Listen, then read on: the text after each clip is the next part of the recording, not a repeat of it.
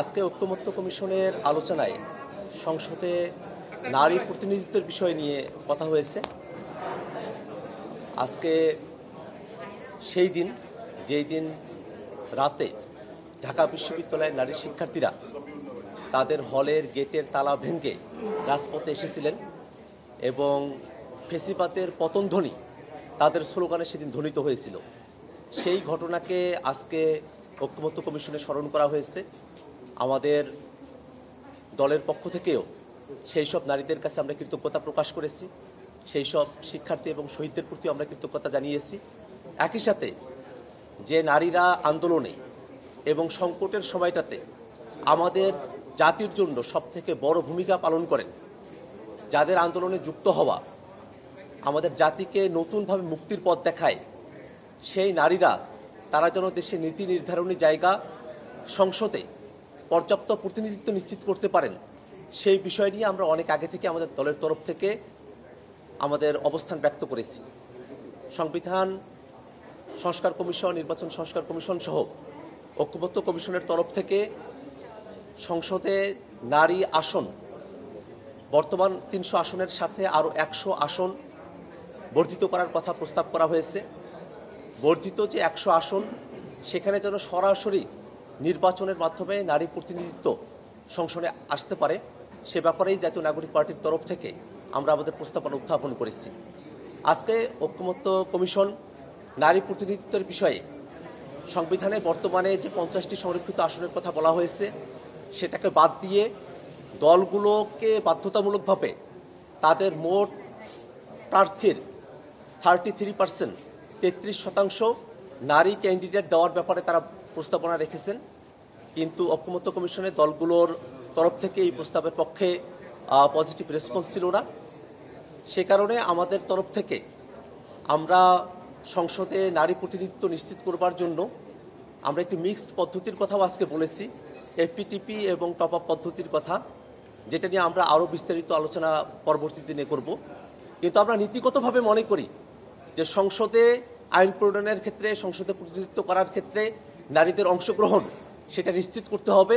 পদ্ধতিগত জায়গায় এখনও পর্যন্ত কোনো সমাধানে না আসা গেলেও নীতিগতভাবে আমরা একমত যে সংসদে 100 নারী আসন সরাসরি নির্বাচনের মাধ্যমে নির্বাচিত হবেন এবং তারা সংসদে প্রতিনিধিত্ব করবেন।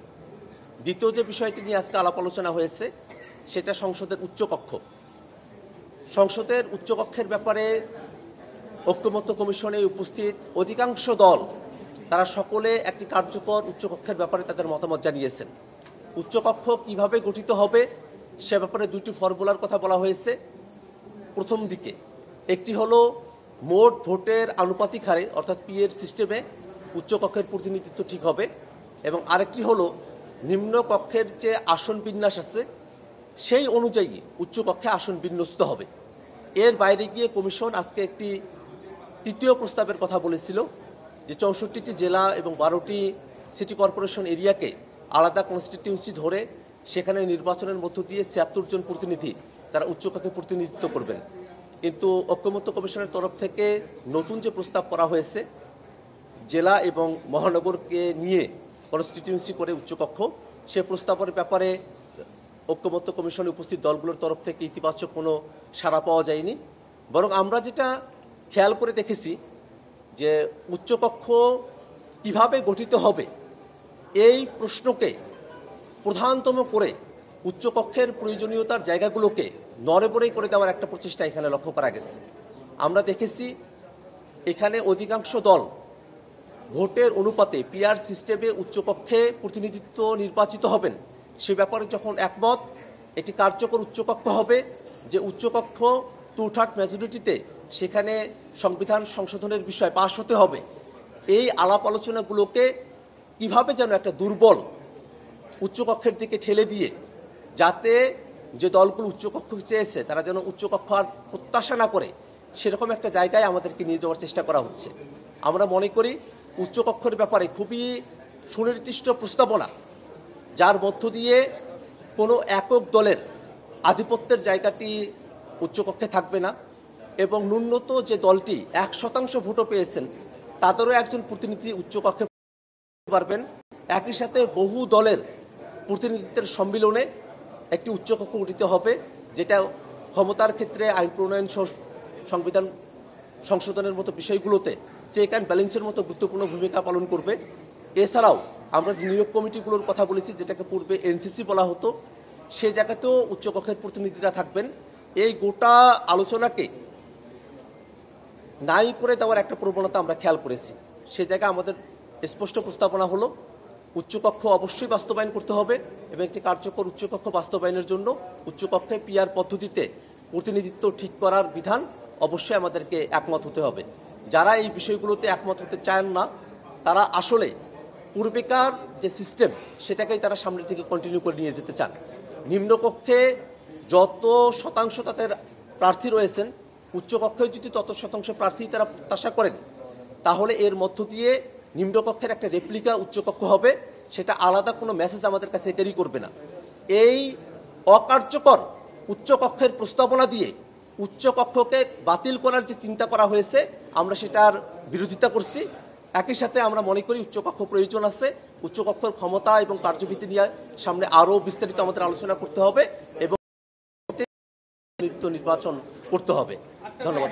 প্রথম একটা প্রশ্ন, আপনি বললেন যে উচ্চকক্ষের যে ক্ষমতার পরিসীমা সংবিধান সংস্কার কমিশন থেকে যে প্রস্তাবনা দেওয়া হয়েছে, সেটি হচ্ছে অর্থবিল ছাড়া বাকি সেটা উচ্চকক্ষের অনুমোদন হতে হবে। যদি উচ্চকক্ষ 2 মাস ডিলে করে, তাহলে সেটা রাষ্ট্রপতির কাছে পাঠাবে, সেটা পাশ হয়ে যাবে। এই যে উচ্চকক্ষের ক্ষমতার যে সীমাবদ্ধতা, এটি কি আসলে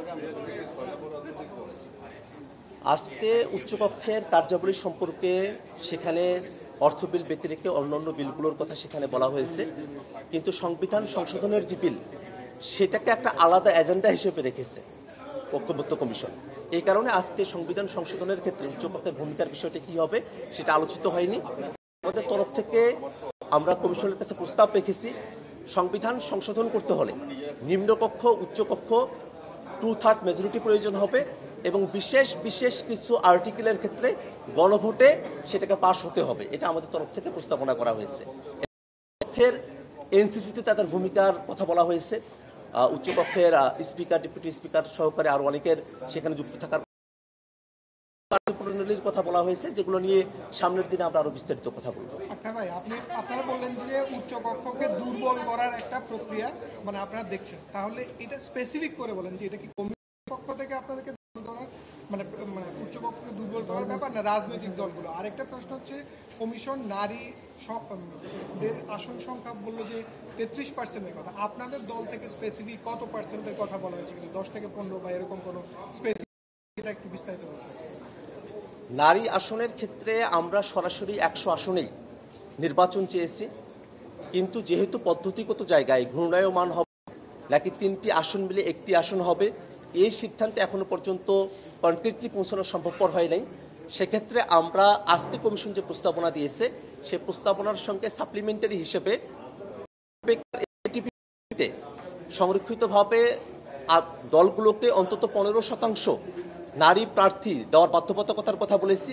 পাশাপাশি একই সাথে টপ আপ পদ্ধতিতে বাকিরা যারা অংশগ্রহণ করলেন নির্বাচনে, তাদের থেকেও যেন প্রতিনিধিত্ব নির্বাচিত হয়ে আমরা যেন সংসদে 100 নারী আসন আমরা নিশ্চিত করতে পারি, সেই একটা মিক্সড ফর্মুলার কথা আমরা আজকে বলেছি। সেটা নিয়ে কমিশন বিবেচনা করবে এবং আমরা আরও বিস্তারিত নিজেদের মধ্যে আলাপ আলোচনা করে তারপরে আরও কনক্রিটভাবে আমাদের প্রস্তাবনাগুলো আমরা উপস্থাপন করব। আপনারা উচ্চকক্ষের কথা বলেছেন, আমি খুব স্পষ্ট করে বলি, উচ্চকক্ষের ব্যাপারে রাজনৈতিক দলগুলো তাদের মধ্যে মোটা থেকে একটা একমতের জায়গা তৈরি হয়েছে, কিন্তু সেটা একটা কার্যকর উচ্চকক্ষ যেন হয়। কার্যকর উচ্চকক্ষের প্রধানতম শর্ত হিসেবে আমরা বলেছি সেটা যেন নিম্নকক্ষের রেপ্লিকা না হয়, সেটা যেন ভোটের অনুপাতে পিআর পদ্ধতিতে সেখানে যেন প্রতিনিধিত্ব নির্বাচিত হয়। কিন্তু যদি পিআর পদ্ধতিতে সেখানে প্রতিনিধিত্ব নির্বাচিত না হয়, সেক্ষেত্রে নিম্নকক্ষের যতগুলো আসন তার অনুপাতে যদি উচ্চকক্ষে আসন বঞ্চিত হয়, তাহলে সেটা একটা রেপ্লিকা হবে মাত্র। সেটাতে আলাদা করে চেক অ্যান্ড ব্যালেন্সের কোনো জায়গা থাকবে না। রাজনৈতিক যে দলটি ক্ষমতায় রয়েছে, সেই দলটি একচ্ছত্রভাবে উচ্চকক্ষ এবং নিম্নকক্ষ তাদেরকে পরিচালিত করবে, তাদের উপর তারা খবরদারি করবে। সেই জায়গা থেকে আমরা বেরোয় আসার কথা বলেছি, কিন্তু 2-1টি রাজনৈতিক দলের তরফ থেকে একটি অকার্যকর উচ্চকক্ষের প্রস্তাবনা নিয়ে এসে উচ্চকক্ষের ধারণাকেই আমাদের থেকে কমিশনের প্রস্তাবনার বা আলোচনার ঐক্যমত্যের জায়গা থেকে সেটাকে বাইরে রাখার একটা আলাপ আমরা এখানে লক্ষ্য করেছি, সে কথাটাই আমরা আপনাদের কাছে উত্থাপন করেছি। Thank you.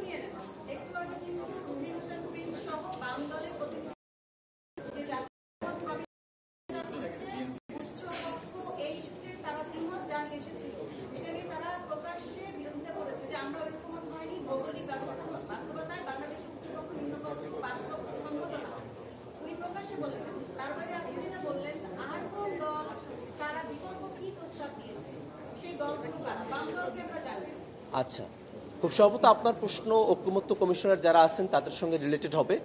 আমরা এটা বলেছি যে সব দল একমত হয়েছে, আমরা এই কথা বলিনি। আমরাও বলেছি যে অধিকাংশ দল একমত হয়েছে, সেই অধিকাংশ দলের মধ্যে প্রিন্স ভাইদের দল নাও থাকতে পারে, সেটাকে আপনারা একটা এক্সেপশন ধরে নিয়ে আপনারা নিউজ করতে পারেন। ধন্যবাদ আপনাকে।